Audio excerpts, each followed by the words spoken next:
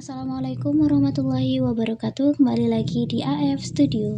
Di video kali ini saya akan memberikan tutorial cara mengubah nada dering di HP Infinix Hot 70. Sebelum ke tutorialnya, buat teman-teman yang belum subscribe channel ini, silahkan subscribe terlebih dahulu dan jangan lupa like, comment, and share-nya. Tanpa berlama-lama, langsung saja kita ke tutorialnya.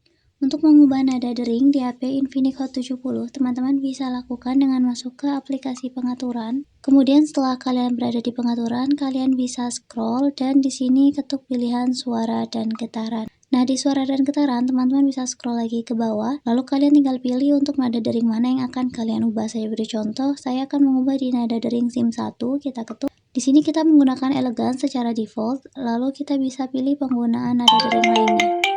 Kalian tinggal ketuk saja nada dering yang akan kalian gunakan. Lalu kita keluar dan di sini nada dering SIM 1 sudah berubah menjadi fix telepon. Dan sekian video tutorial dari kami. Selamat mencoba. Wassalamualaikum warahmatullahi wabarakatuh.